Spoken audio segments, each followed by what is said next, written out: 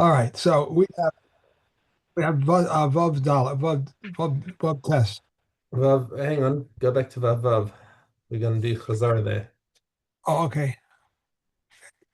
Vav. Okay. Here we go. That's Vav Zion. Vav. Here we go. What is the procedure for head shaving in the Tuma? He would be sprinkled on the third and seventh days, shave his head on the seventh, and bring his sacrifices on the eighth. However, if he shaves on the eighth, he brings the sacrifices on the same day. These are the words of Rebbe Akiva. Reb Tarfon said to him, "What is the difference between this one and a mitzvah?" He said to him, "This one's purification is dependent upon his days, while mitzvah's purification depends on his shaving, and he cannot bring a sacrifice unless the sun sets on him."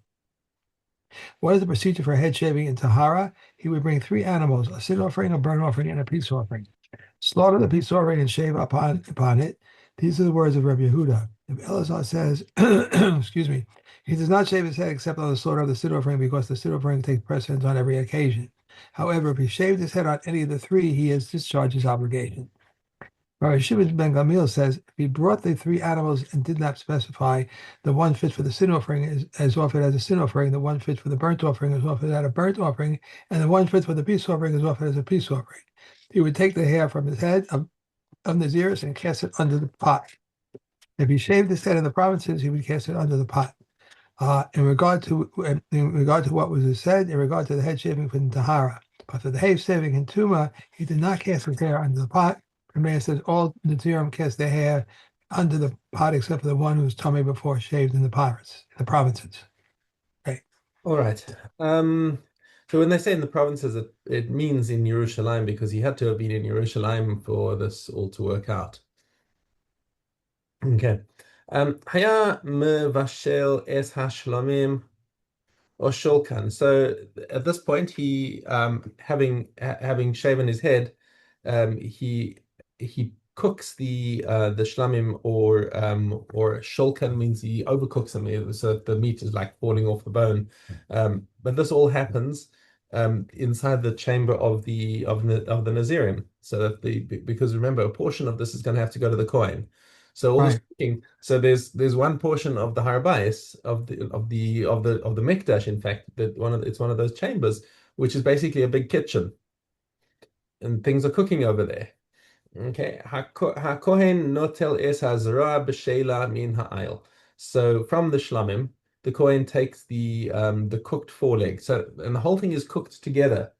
So this is one of the interesting things that now is used in kashrus to talk about the fact that if the whole animal is being cooked and before it's being cut up, then how do you get rid of the gid hanasheh?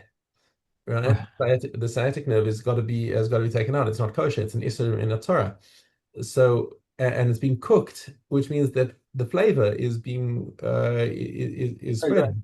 good. So they resolve that by saying that this is that the gid doesn't have any flavor. So there is no flavor for it to spread. So only the part around it is problematic. And it goes into other issues about the fats around it, which are asad rabbanan, and then you say, okay, but in the mikdash we don't have a shvus in the mikdash. So anyway, but that's a tangent over here. V'chalas matzah achas min asal. Then he gives one of the matzahs to one out of 10 matzahs from and one of the rikikim, two different types of the matzahs that he brought. And v'nosen al kapei hanazir uminifan. So the Kohen takes this cooked foreleg and the two pieces of matzah that he's going to take, and he waves them um, together with him. He puts his hand under his hand, and they do the sort of the lulav shake, all around there. ואחר כך הותר הנזיר לשתות יין ולחיצם אל המסים. So once this whole procedure has been performed, now the Nazir is allowed to go home. He takes the rest of his korban with him and shares it with his family. It's called shimkalim. It can be eaten anywhere in Yerushalayim.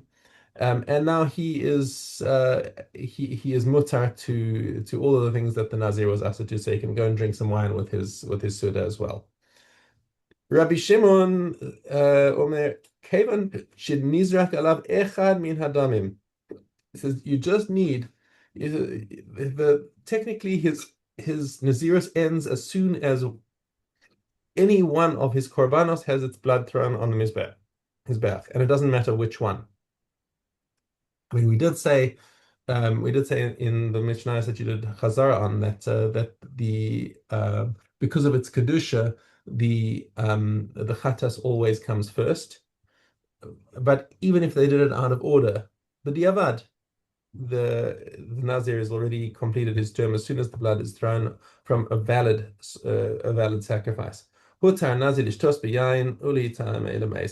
Okay, so having said that, now we if you recall from all of our stuff that we're doing Chazara on right now in Zvachim, we have there's a whole discussion about korbanos that are brought shelo lishma, shelo lishma, which ones are pasul, which ones are okay, but don't count for the owner's obligation. We said that the chatas is the one that if it's brought shelo lishma, pasul, completely pasul.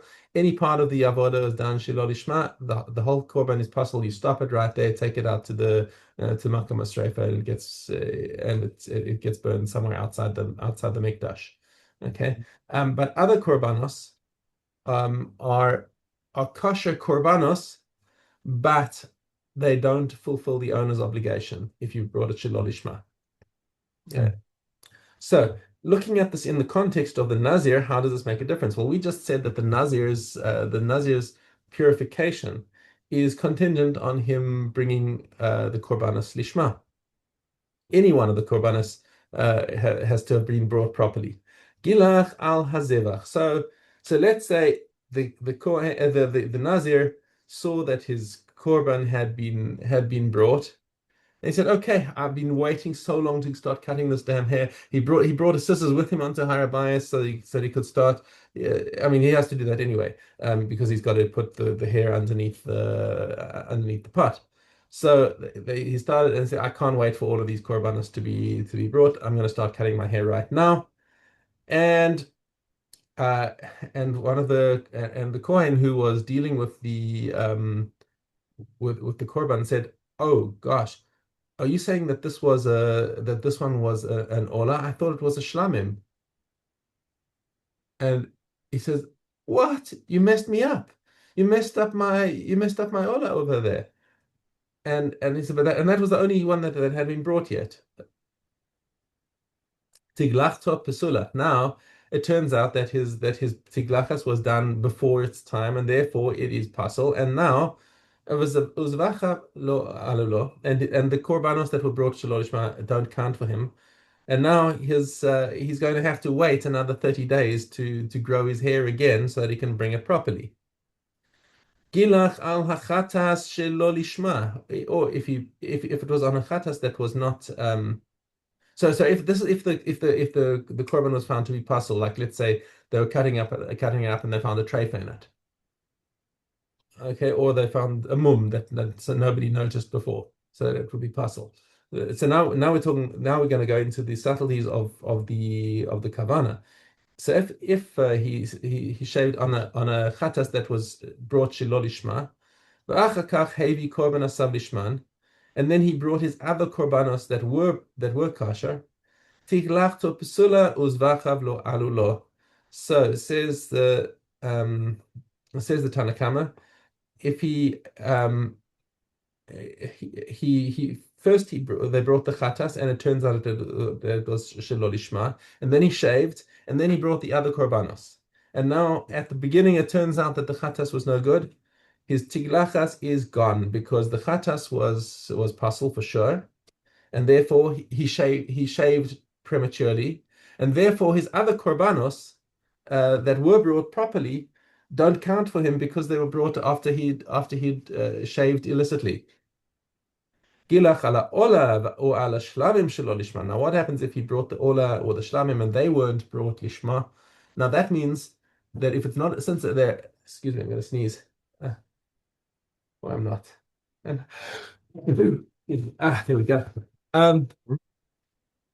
So if the ola or the shlamim were brought shelo lishma, it's still a kosher korban, but they don't count for his obligation. So now, how does that make a difference to him? Um, Gilach al ha. Okay. ואחר כך הביא קורבן נוסף לשמן, and then afterwards he brought his korbanos properly for lishma. So this is after he had shaved. Tiglachto pesula uzvachav lo alu lo. So even then, because he had not brought at least one kosher korban before he shaved, even though it was a kosher korban, but it wasn't one of his obligatory korbanos. He, unfortunately, his tiglachas was premature, and he's going to have to redo everything, which means waiting another 30 days. And the rest of his korbanos again were not valid. Rabbi Shimon's more makil. He says, also hazevach lo ala lo. That particular korban did not count for him. However, aval shar zvachim alu lo. But yes, his other korbanos do count for him. It doesn't invalidate the other ones. Ve'im gilach al shlosh tan, v'nimtza echad mehem kasher. If he shaved on any one of his three korbanos, and it turns out that one of them was okay, tiglachto kashera, then that's fine for his shaving, as long as it was after at least one of his korbanos was done properly. V'yavi shar hazvachim, and then afterwards, once he has finished bringing his once he has finished wait,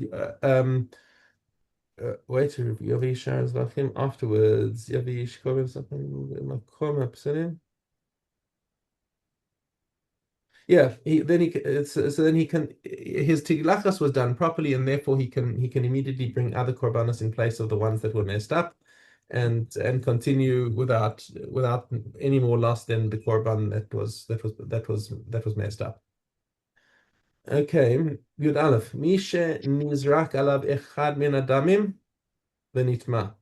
Okay, the Nazir was in the mikdash, and at least one of the bloods of his korban was thrown, and then an accident happened in the mikdash. Somebody died, Rahman al and he was right there, and he became tameh from it. Now what does he do? Rabbi Eliezer Omer, soser sakol. Sorry, mate. That you've now you've become tameh before you were allowed to become tameh again. Reset the clock. Okay. Chachamim omrim yavi shar korban nosav v'yitar. Let him bring the rest of his korbanos after he has become tar again. Because once one of the bloods has been thrown, he is now basically mutar he loses all of the isurim of the Nazir as long as one of them is thrown properly. So they said to him, they said to Rabbi Eliezer, Maaseh Miriam HaTarmodis, there was a woman called Miriam HaTarmodis, Nizrak Aleha Echad Min Adamim. So she was in the middle of completing her Naziris, and she brought and only one of her korbanos had been shechted, and they threw the blood on the mizbech. And they came and they told her, you know that your daughter is really ill. And of course, being a compassionate mother, she fled from the Harabayza then and there in the middle of the Avodah, and ran to her daughter's bedside and found that her daughter was already dead. Okay, so now Lamase, she was in the middle, exactly in that case. We have a case right now of a woman who was a Nazira. She brought her first korban and became tameh. That's exactly the case that we said at the beginning of the Mishnah. Halcha v'amru chachamim. So the chachamim paskened on her case. Tavi shar korban sitar. So let her do the paraduma thing, get sprinkled 7 days, and then after 7 days she'll come back to the mikdash and carry on where she left off. Finished. Nothing else. No other issues there. So they brought that as evidence to the chachamim versus Rabbi Eliezer. Okay. All right. Back to Gimel Vav. Okay, I'm gonna pick this up here.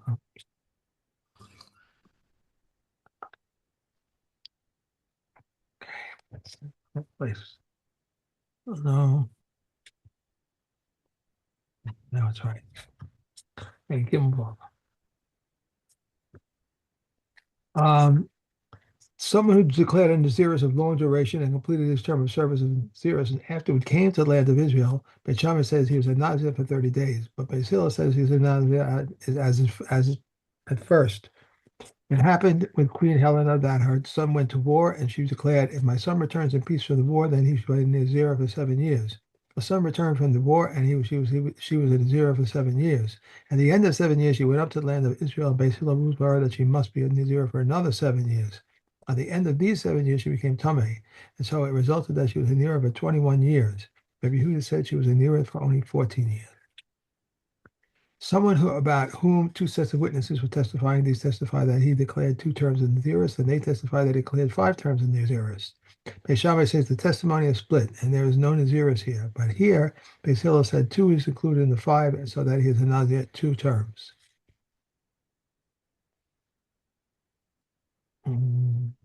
Someone who said, "I am a Nazir," and his friend heard and said, and I am, and all they are all Nazirim. The first is released; they are all released. The last is released.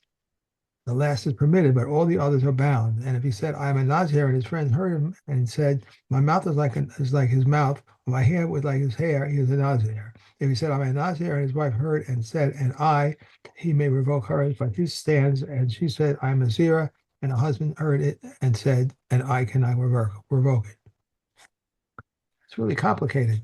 All these, it's not Um, so easy. it's not that complicated. If you know what the rule is and you just know how to apply the rule, the rule is the rule is that if in that case we're talking about the chaining of we're talking about having a chained Naziris, right? Where somebody made himself dependent on somebody else. It's like dominoes. If one domino falls and all the other dominoes fall, if you start the domino run from the middle and only the ones after there fall. So it's very logical. So I don't try to memorize the cases. I try to memorize the rule and just apply the rule and everything works. Okay, Daled Bob base. Let's go for Gimel. How about that? Sorry, Daled Gimel. He may separate his truma and tithes with his knowledge, and he may sacrifice to him the burnt offerings of Zavin, Zavos, and postpartum women, and the sin offerings and guilt offerings of Mitzorim. He may teach him Midrash, Halakhas, and Agadata, but he may not teach him scripture. However, he may teach his sons and his daughters scripture. He may feed his wife and children, even though he is obligated in their sustenance. However, he may not feed his animal, whether it be non-kosher or kosher. Where Eliezer says he may feed the non-kosher one, but not the kosher one. They said to him, "What is the difference between a kosher and non-kosher animal?" He said to them, "For the kosher one's soul belongs to heaven, and his body belongs to him, whereas the non-kosher one, both his soul and body belong to heaven." They said to him, "Even the non-kosher one, his soul belongs to heaven, and his body belongs to him. But if he wants, he can sell it to a non-Jew or feed it to the dogs." If someone was prohibited by another to benefit from another, and the latter entered to visit him, he may stand but not sit. He may afford him a healing of his person, but not a healing of his property. He may bathe with him in a large pool, but not in a small one. He may sleep with him on the same bed, Rabbi Yehuda says in the summer, but not in the winter, for then he benefits from him. But he may recline with him on the bed. He may eat with him on the same table, but not from the same plate. However, he may eat with him from a plate which goes back to the host. He may not eat with him food from the worker's food bowl, and he may not work with him on the same row. These are the words of Reb Meir. The sages, however, say he may work far from him. Someone prohibited by a neder made prior to Shemitah to benefit from one or another may not enter his field and may not eat overhanging fruits. However, if the neder was made in Shemitah, he may not enter his field, but he may eat from the overhanging fruit. If prior to Shemitah he made a neder prohibiting food-related benefits, he may enter the field and may not eat the fruits. But if he made the neder in Shemitah, he may enter the field and eat. Okay. And okay. Base Gimel. Zion. Zion. Zion, right? Yeah, I'm Zion. sorry. The garments of an Amaris have midrash contamination per Rusum. Garments of Perusim have midrash contamination for those who eat Truma. Garments of those who eat Truma have midrash contamination for those who eat Kodesh. Garments of those who eat Kodesh have midrash contamination for those who handle purification water. Yosef ben Josiah was the most devout of the Kohanim, and his napkin was deemed to have midrash contamination for those who eat kodesh. Yochanan ben Gudgaga said he used to eat according to the purity regulations of kodesh all his life. Yet his napkin was deemed to have midrash contamination for those who handle purification water. The stringency of kodesh compared to the truma is as follows: he may versus vessels within one another for truma, but not for kodesh. The bottom of the inside, the handle, are considered separate vessels as regards truma, but not as regards kodesh. Someone carrying a midrash may simultaneously carry truma, but not kodesh. The garments of those who eat truma have midrash contamination, but those who eat kodesh, unlike the rule of kodesh and the rule of truma, in the case of immersing garments to be worn while handling kodesh, one must untie the knots, dry, immerse, and then retie them. But in the case of truma, one may tie and immerse them. Vessels that were completed in a state of tahara require immersion for use with the kodesh, but not with use with truma. A vessel confines whatever is in it with regard to kodesh, but not with regard to truma. The fourth degree of contamination in the case of kodesh is invalid, but only a third degree is invalid in the case of truma. In the case of truma, if one of a person's hands became contaminated, the other is still pure. But in the case of kodesh, you must immerse them both. To one hand contaminates the other as regards kodesh, but not as truma. Yeah, We that's it. may,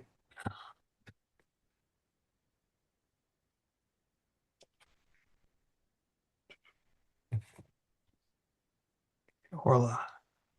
Bikurim. Starting Bikurim today. Yeah. Okay.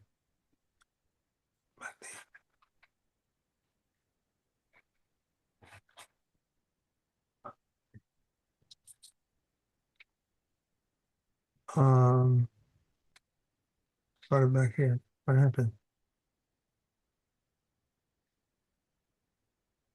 I'm missing something. My Mishna starts with Yesh, maybe in Bikurim. Those right. are Okay. Quorum. Okay. Um,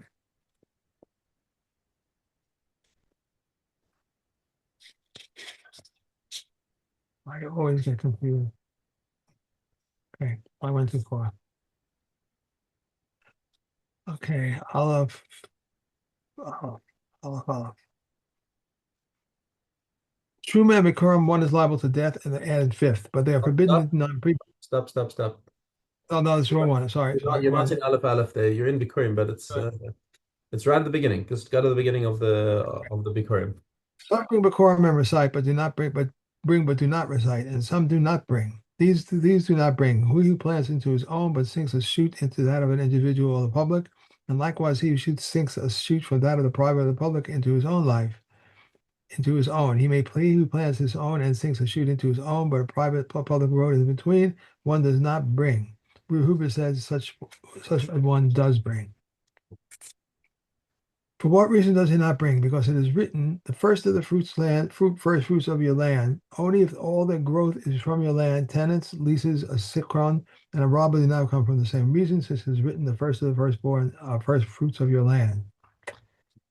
One does not bring Makorim from other than the 7-year species, not from the dates of the hills, nor from the fruits of the valleys, nor from the olives which are not of choices. One does not bring Bikurim before the Shavuos festival. The men of Mount Tivio brought Bikurim before Shavuos festival, and they did not accept these from them because of what is written. And the feast of harvest, the first fruits of your labor, which you have sown in the field.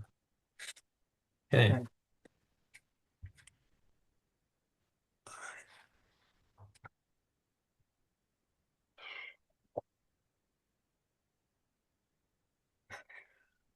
All right.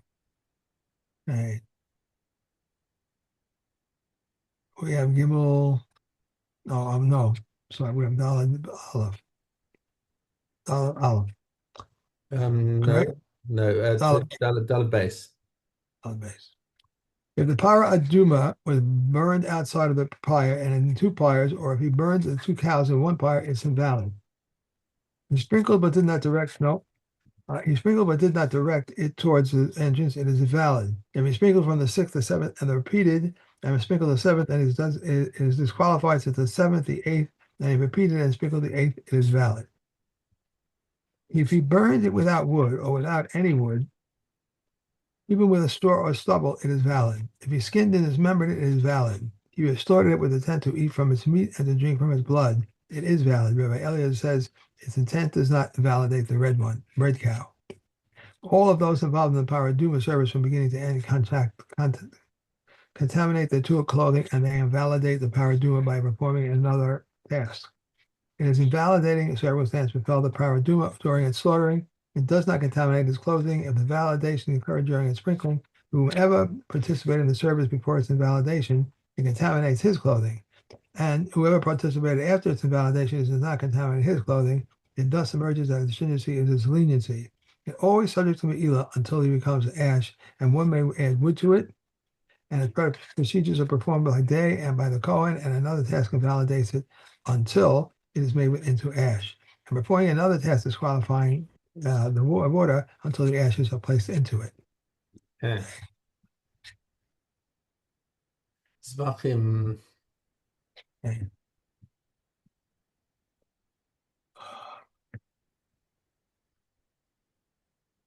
Okay. Here we go.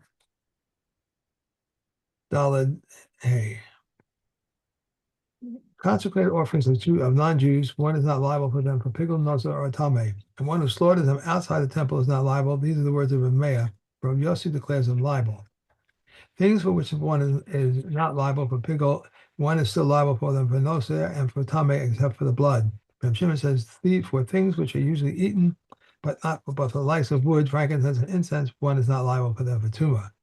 A sacrifice is slaughtered for the sake of 6 things: for the designation of the sacrifice, for the name of the offerer, for the name of the Hashem, for the sake of the fires, for the sake of aroma, and for the sake of pleasing, and the katas and asham offerings for the purpose of the sin. Said Rabbi Yossi, even if one of them does not have any of these purposes in mind, it is valid, for it is enactment of the court.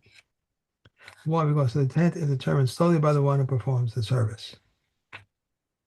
And what is the proper place for the sacrifice? The most holy offerings are slaughtered in the north. The bull and goat of Yom Kippur have their slaughter performed in the north, and the reception of the blood in the sacred rituals in the north. And the blood requires sprinkling between the poles toward the curtain and the golden altar. The omission of even one of these applications prevents atonement. The remainder of the blood he would pour on the western base of the outer altar, but if he did not apply it, it does not prevent atonement. Okay, that's it. Okay. All right, and